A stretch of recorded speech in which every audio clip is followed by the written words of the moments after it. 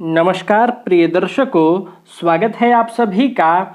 और आज के क्लास में हम समझेंगे मोक्ष प्राप्ति के योग।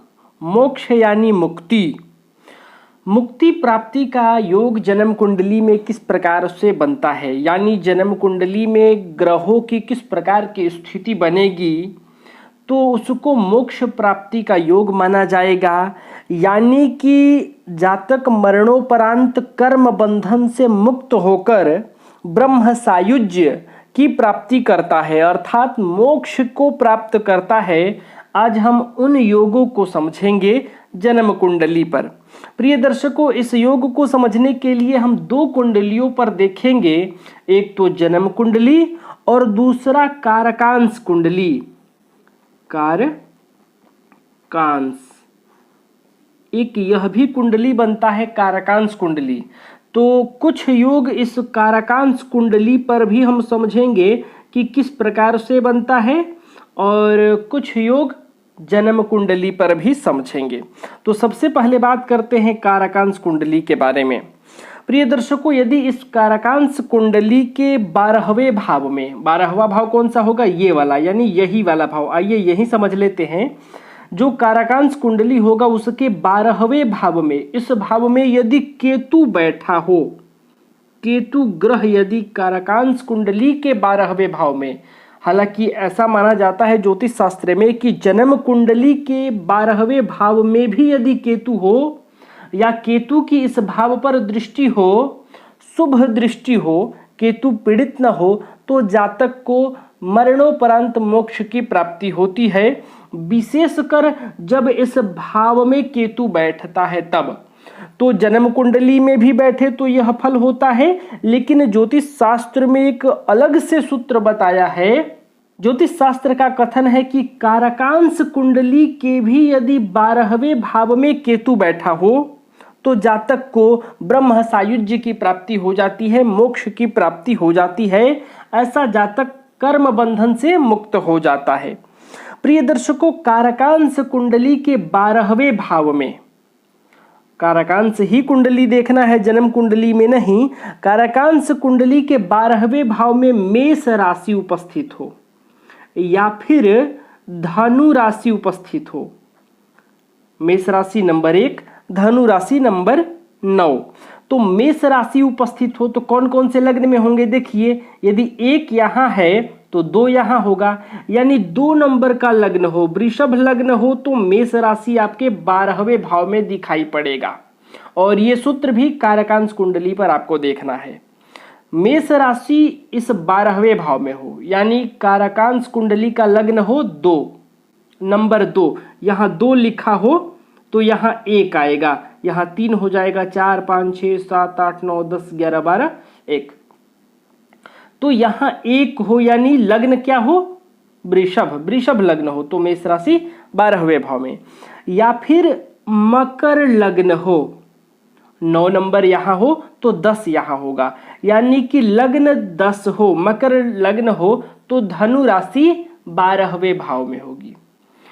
तो वृषभ लग्न का कारकांश हो या मकर लग्न का कारकांश हो, यानी कि मेष राशि और धनु राशि, इन दोनों में से कोई एक राशि कारकांश कुंडली के 12वें भाव में हो और कोई शुभ ग्रह वहां बैठा हो, मेष राशि में बैठा हो या धनु राशि में बैठा हो, कोई शुभ ग्रह बैठा होना चाहिए। कौन सा ग्रह, शुभ ग्रह। शुभ ग्रह में नैसर्गिक शुभ ग्रह सबसे पहले आप विचार कर लीजिए। नैसर्गिक कौन है, गुरु और शुक्र। ये जो 2 ग्रह हैं ये नैसर्गिक हैं, तो ये बैठे हों या इनके अलावा जो ग्रह बैठे हों वो शुभ ग्रह हों, लेकिन राशि मेष या धनु होनी चाहिए, कारकांश कुंडली होना चाहिए, और ये 2 राशि उसके 12वें भाव में ही हो तो भी जातक को मोक्ष की प्राप्ति हो जाती है। अब प्रिय दर्शकों, आइए जन्म कुंडली पर इस योग को समझते हैं कि मोक्ष प्राप्ति के योग किस प्रकार से बनता है। तो प्रिय दर्शकों, जन्म कुंडली के 12 स्थानों में से किसी भी स्थान में, जन्म कुंडली में कितने स्थान हैं? तो 12। कौन कौन से? तो 12 भावों को 12 स्थान आप कह सकते हैं। जैसे ये प्रथम भाव है, द्वितीय भाव है, तो ये प्रथम स्थान, दूसरा स्थान, यानी जन्म कुंडली में 12 स्थान हैं। तो 12 स्थानों में से किसी भी स्थान में यदि 4 ग्रह बैठे हों, एक साथ 4 ग्रह, 4 से अधिक हो जाए तो ठीक है, लेकिन इस 4 से कम नहीं होने चाहिए। किसी भी भाव में 4 ग्रह बैठे हों और ये चारों ग्रह जिस राशि पर बैठे हों उस राशि के राशिपति केंद्र या त्रिकोण में जाकर बैठा होना चाहिए, शर्त ये है। तो आइए केंद्र और त्रिकोण को छोड़कर 4 ग्रहों को यहां बैठाकर देखते हैं। तो मान लीजिए जन्म कुंडली के दूसरे ही भाव में बृहस्पति हो, शुक्र हो, बुध हो और सूर्य हो। सूर्य को भी बैठा लेते हैं। 4 ग्रह यहां हो गया। अब कह रहा है कि ये चारों ग्रह जिस राशि पर हो उस राशि के राशिपति केंद्र या त्रिकोण में होने चाहिए। तो इसके लिए हम एक लग्न भी बना लेते हैं। चलिए सिंह लग्न की ही कुंडली बना लेते हैं। 5, 6, 7, 8, 9, 10, 11, 12, 1, 2, 3, 4। अब यहां देखिए, यहां 6 नंबर की राशि है तो बुध भी वहीं बैठ गए। तो ऐसी अवस्था में नहीं, 4 ग्रह तो बैठे हों लेकिन उस राशि के राशिपति केंद्र या त्रिकोण में हो। तो एक और उदाहरण लीजिए। अब मान लेते हैं कि वही ग्रह यहां बैठे हों, गुरु, शुक्र, बुध और सूर्य। यहां 4 ग्रह हो गए। तो किसी भी भाव में 4 ग्रह हों, ऐसा नहीं है कि नवम में हो या केंद्र में हो या दूसरे भाव में हो। जन्म कुंडली के 12 भावों में से किसी भी भाव में कितने ग्रह हों? 4। लेकिन ये चारों ग्रह जिस राशि पे हो, किस राशि पे है? यहां मेष में। तो अब मंगल को देख लेना है कि मंगल कहां है। ये मंगल कहां होना चाहिए? केंद्र या त्रिकोण भाव में। तो ये मंगल कुंडली के केंद्र भावों में हो या त्रिकोण भाव में हो। ये केंद्र त्रिकोण नहीं था इसलिए यहां बुध से निर्माण नहीं हुआ। तो मान लीजिए मंगल यहां से उठकर यहां बैठे हों, भावपति भाग्य भाव के मालिक यहां पर बैठे हों, तो ये केंद्र में हो गए। तो यहां 4 ग्रह और उन ग्रहों का जो अधिष्ठित राशि है, यानी वो चारों ग्रह जिस राशि पर बैठे हैं उस राशि के राशिपति केंद्र में चले गए। तो इस अवस्था में बन जाता है मोक्ष प्राप्ति के योग। या ये मंगल यहां बैठे हो तो भी बनेगा, यहां बैठे तो भी, यहां बैठे तो भी, या इन 2 भावों में से किसी भी भाव में बैठे तो भी मोक्ष प्राप्ति के योग बन जाता है। सूत्र को आप फिर से ध्यान रखें। कुंडली के 12 स्थानों में से किसी भी स्थान में 4 ग्रह बैठे हों और उनकी अधिष्ठित राशि, यानी वो ग्रह जिस राशि पर बैठे हों उस राशि का स्वामी केंद्र या त्रिकोण में स्थित हो तो मोक्ष प्राप्ति के योग बन जाता है।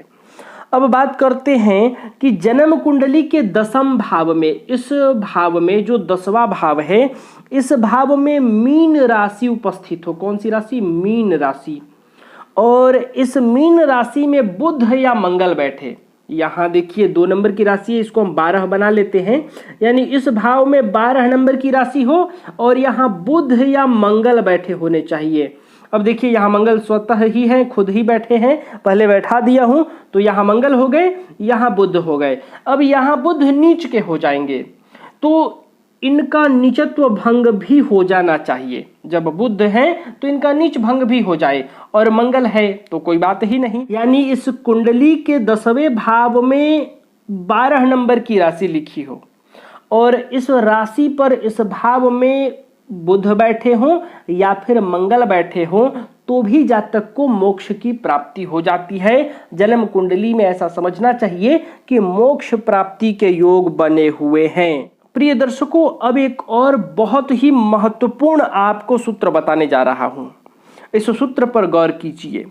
लग्नेश लग्न को देख रहे हो जन्म कुंडली के जो लग्नेश ग्रह होंगे वो लग्न को देख रहे हों। जैसे कि यहाँ देखिए कौन ग्रह है, सूर्य। तो सूर्य जब यहाँ बैठेंगे तो ही लग्न को देख पाएंगे, क्योंकि इनकी दृष्टि केवल सप्तम है। तो सूर्य यहाँ बैठे हों यानी लग्नेश लग्न को देख रहा हो। अष्टमेश अष्टम भाव को देख रहा हो, तो अष्टमेश कौन बन जाएंगे, यहाँ बृहस्पति।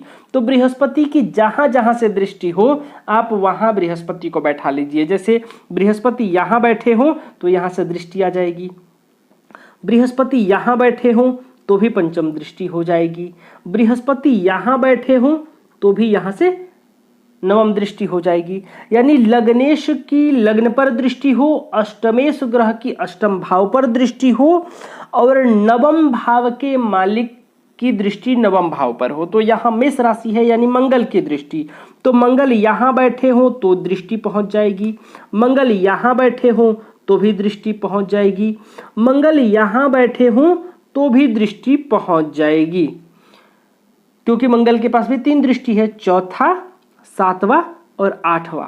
तो कहने का मतलब है ये सूत्र उस प्रकार से बनेगा कि लग्नेश लग्न को देखे, जैसे यहाँ लग्नेश देख रहा है, अष्टमेश अष्टम को देखे कहीं से भी, और नवमेश जो नवम भाव के मालिक हैं वो नवम भाव को देखें, तो बन जाता है मोक्ष प्राप्ति के योग। आप भी अपने जन्म कुंडली में इस योग को देखिए।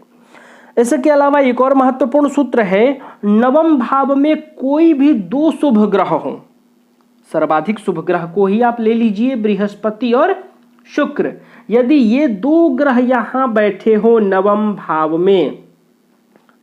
में कोई भी 2 ग्रह हो, लेकिन यहां शर्त ये है कि वो किसी भी प्रकार से पाप ग्रह से दृष्ट न हो, पाप ग्रह से युक्त न हो। यहाँ देखिए, यहाँ सूर्य को पापी ग्रह माना जाता है, क्रूर ग्रह माना जाता है, तो ऐसी अवस्था में नहीं।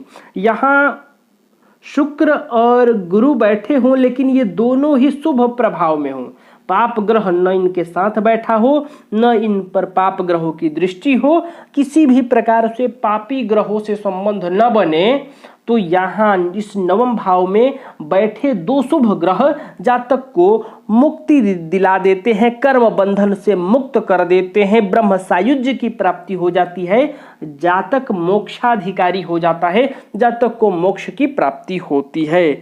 तो प्रिय दर्शकों, इन सूत्रों में से कोई भी सूत्र यदि आपके जन्म कुंडली में लागू होता है तो आपको भी मोक्ष प्राप्त होगा, मुक्ति प्राप्त होगी। तो आप भी देख लीजिए अपने जन्म कुंडली में। और आज के लिए बस इतना ही, तब तक के लिए हमें अनुमति दीजिए। नमस्कार।